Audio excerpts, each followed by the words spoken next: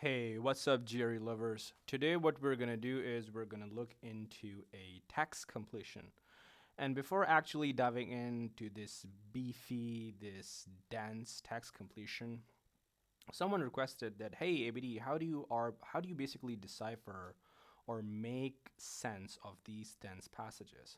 So probably what I'm gonna do here in this video is I'm gonna explain how my thought process basically works. And by the way, this is the same one process that I use whenever I want to make sense out of anything. And I literally mean anything, whether if I'm listening to a podcast, whether I'm listening to a YouTube lecture, whether I am reading something, anything. These are the three things that I look for, and I call them the three whats. And these are the three questions that I basically the what, the what, the what. Okay. These are the three questions basically I ask in order to make sense. And before you actually just get super crazy, you feel super crazy, you're confused about this picture, don't worry. This is basically the visualization of the process. And this is how basically I'm trying to describe that my thought process is linked to deductive reasoning, which is kind of like adding a general premise to a specific premise and driving a more specific conclusion. So these are the three sections that we will be discussing. So let's start by asking the first question, what are you talking about? So this is the basically the first question that I ask when I listen something or when I read something or whenever I'm trying to actively engage in a conversation. So the answer to this question is quite simple. It is the subject. The subject of the sentence is basically what I'm looking for. The very next thing is, okay, what about it? What specific are you trying to tell me about the subject? So it can be either a verb, or it can be some state. Now let me explain what I really mean here. So a classic example that I can say is the sky is blue. So what am I talking about? The subject is the sky. What about it? The fact that it is blue. Now the state is static. It's not doing something. But if I say the sky is changing colors, now what am I talking about? The sky. What about it? It is changing. It's being dynamic. Now the main concern is the verb. So these are the two or probably three things that you need to consider while trying to make sense of out of almost everything, whatever you're trying to comprehend, whatever you're trying to assimilate. Then there comes the final question, what is the point? Now, this can be a little bit tricky to someone who does not have a lot of reading experience or probably doesn't listen to a lot of podcasts or audiobooks or something to this effect. Because the reason why it's a bit tricky is the fact because it can be explicit or it can be implicit. The fact that it is clearly stated, then we're going to say it's explicit, or the fact that it is hidden, implicit. So let me give you an example of the fact that the point is quite clear. And normally, when there is some catastrophe going on, and let's say you are probably camping with a friend, and I see a bear behind you, and I say, "Run!" In that situation, I literally mean run, which is quite obvious, right? But let's say we are in a chill environment, probably like academic or probably chilling at home, and the phone starts ringing, and let's say there's a kid named is David, her mom is Sarah. So Sarah calls his son David, and she's saying, "The phone is ringing." And then she says again, "The phone is ringing." Now, what does she really mean? What is she really trying to communicate here to David? Obviously, she never stated that David pick up the phone, but when she is saying the phone is ringing, probably what she mean is, hey, why are you not picking up the phone? Pick the damn phone, right? So in this case, the point was not clear, it was implied. Let me give you another example just to uh, make clear the importance of the point and how to get the point. Let's consider the same example. Let's say Sarah and her son David went to another home as guests, and now they're just sitting in living room, and probably the guests or probably the hosts are busy in the kitchen, probably trying to get the food ready, or probably they're out to get the pizza or coke or whatever. And out of nowhere, the phone starts ringing. And now Sarah is saying to David, David, the phone is ringing. Now Sarah and David are not in their own home, and probably it won't be accurate to answer the phone, and probably there is a private call or something to this effect. The best thing here, or the best meaning that David can imply, is probably you need to tell uh, one of the hosts that since you're busy with the kitchen's okay, but someone is trying to call you.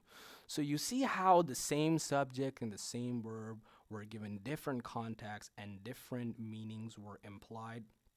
So the point that I'm trying to make here is that uh, subjects and verbs do make sense, but you have to kind of like look around and get the overall sense of the theme in order to make sense of what the sentence or the passage is saying.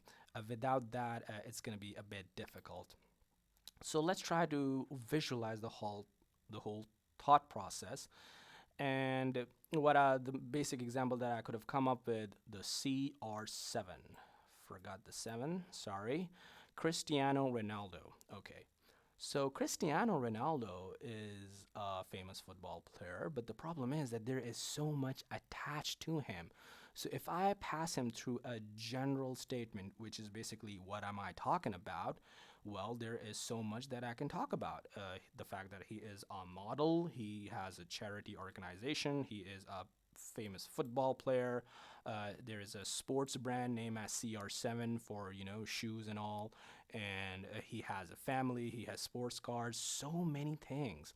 Now the question is, what specific are you trying to talk about the CR7? Okay, what about him? What about it? That's my second question. So in order to do that, I have to consider one aspect and pass a convex lens that passes through it. And I'm like, hey, you know what? The fact that he is a professional football player, when it comes to the jump, he can jump higher than most of the NBA players. Okay, let's go one more time. CR7, what am I talking about? I'm talking about the Cristiano Ronaldo, number 7. What about it? The fact that when it comes to a football player, he can jump higher than most NBA players. Now, what do I really mean? What is the point here? Now, remember, I never stated the point, but it can be clearly implied that this is almost like a compliment. This is like almost like an applaud, a praise that CR7 can jump higher than most of the NBA players. So if you move right here, I don't think so that I need to describe a lot of stuff here because I have already done that. The way my thought process is kind of like similar to deductive arguments is the general statement is mostly the subject, the specific statement is something related to the subject. When it comes to something static would be a state, something dynamic would be a verb, and the conclusion is going to be the point. So now that we're done with our analysis, let's jump to this question and try to make sense out of it. So here it goes. Statements presented. Okay, stop. The second I see statements, I'm like, okay, this is the subject, and probably I am going to be reading something about them. Statements presented as facts in opinion implication are something. So already I know that this is going to be some state, right? Statements are something. So I honestly don't really know what about it, right? And probably if I look further, I see unless, and I see a complete sentence. So probably my guess would be that the question is trying to give me information with a logic flipper unless, and they want me to come up with a guess about the statements presented, right? So let's go. Statement presented are something unless a good reason for doubt is found. What am I talking about? I'm talking about good reasons. What about it? A good reason for doubt is found. So if the argument after the unless is okay, so statements can be bad if a good reason for doubt is found in them. Otherwise, statements presented can be something. So if I'm talking about otherwise or unless, the opposite contrasting idea, what can I say? I can just flip the word doubt and say, okay, statements presented are not doubtful, are not doubtful, or can be considered as authentic, or something to the effect of considerable. Oh man, I'm running out of room. I think that's enough. Something to this effect, okay? But since I have not gone through the overall passage, I cannot come up with a very neat and clear cut guess. This is just my initial guess, okay? Moving on, the invention. Okay, this is probably the subject. Now we're talking about the invention. What about it? I don't know. I have to keep on looking. The invention has only to be deemed more likely than not to work in order to receive an initial approval. Okay, so we're talking about invention. What about them? They are only deemed to work for receiving initial approval.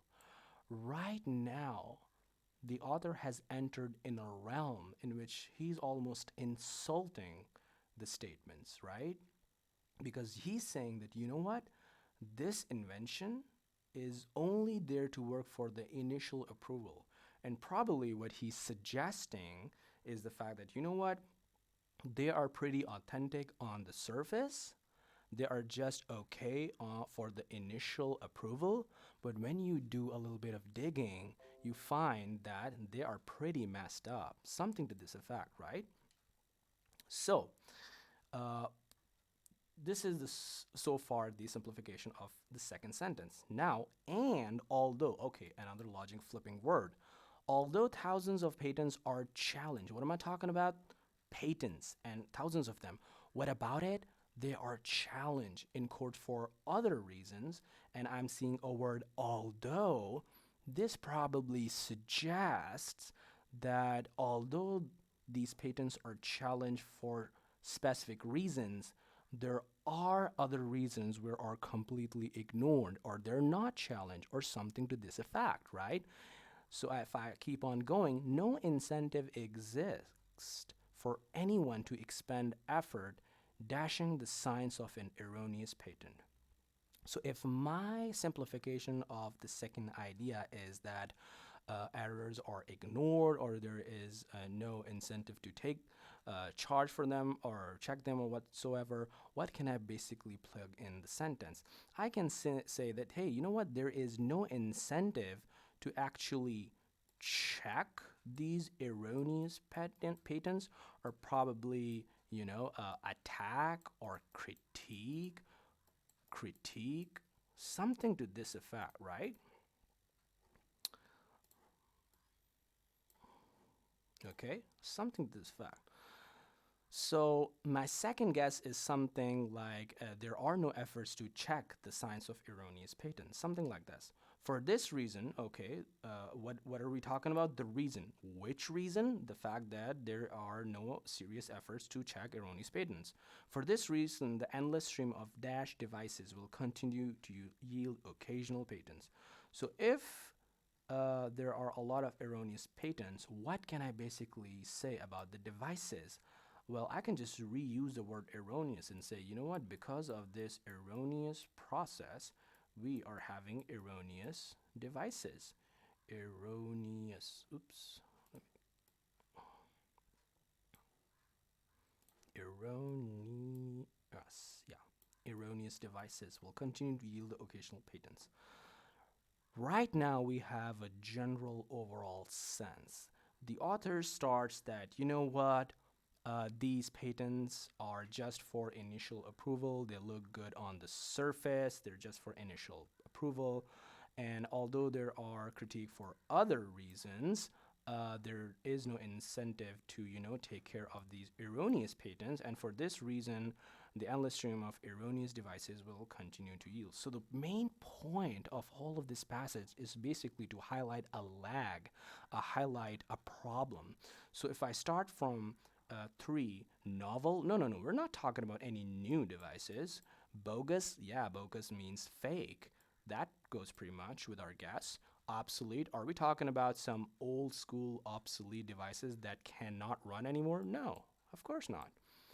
So for the second blank, we're saying that, hey, you know what? There are no efforts in checking or attacking or critiquing the signs of erroneous patents, okay? Corroborating, corresponding, no, we're not looking for corroborating anything. Advancing, no, no, no, no, we're not trying to advance anything. Debunking, yes, we're trying to highlight the errors. That goes with it perfectly. Then, if I move to blank number 1, I think I can refine my initial guess to much more solid and concrete, because now I know that all the main concern of this passage was to highlight a lag. I can say statements presented as fact in a patent application are okay or authentic on the surface. On the surface. But not very good when you dig deep. Remember, because of the initial improver. So if I start from the top, presumably verifiable, yeah, that kind of like makes sense. Carefully scrutinized? No, no, no. They're not scrutinized. We're probably saying that they are not scrutinized. Considered capricious? They're fluctuating? No, no, no, no, no. So if you look to this process, answers are A, presumably verifiable, F, debunking, and H, bogus.